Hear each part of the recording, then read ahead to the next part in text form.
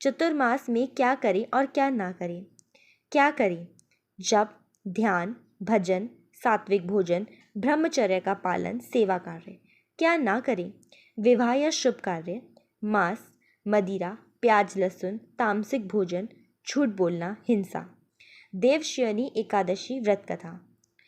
अब मैं आपको सुनाने जा रही हूँ देवशयनी एकादशी की पावन कथा, जिसे सुनने और श्रद्धा से व्रत करने से सभी पाप नष्ट हो जाते हैं और मोक्ष की प्राप्ति होती है। आइए कथा शुरू करते हैं। बहुत प्राचीन समय की बात है। सतयुग में नर नारायण नाम के अत्यंत तेजस्वी राजा थे, जो धर्म के अनुसार राज्य चलाते थे। वे अपने राज्य की प्रजा को संतान के समान मानते थे।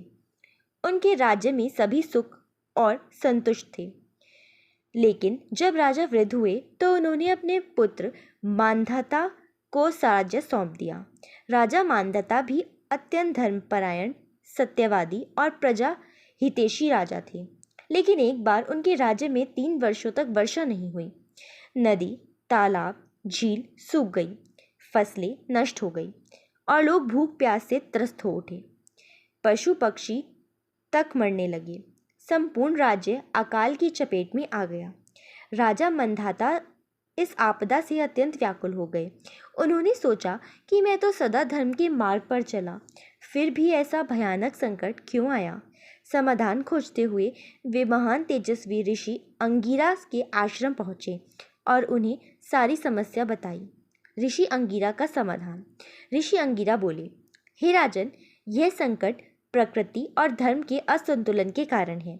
इसका समाधान है कि आप और आपकी प्रजा श्रद्धा से आषाढ़ शुक्ल पक्ष की एकादशी का व्रत करें, जिसे देवशयनी एकादशी कहा जाता है।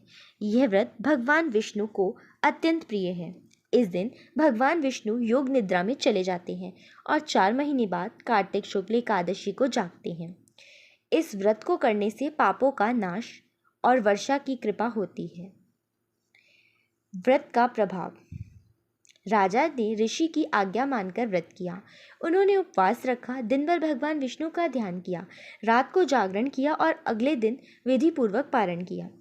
उसके बाद जैसे चमत्कार हुआ, घने बादल छाए, मूसलाधार वर्षा हुई, धरती हरी भरी हो गई, फसलें लहलाने लगी और प्रजा पुनः आनंद में डूब गई। राजा मंधाता ने तब ये सब व्रत पूरे राज्य से हर वर्ष करवाना प्रारंभ किया। इस प्रकार देवशयनी एकादशी व्रत का महत्व स्थापित हुआ।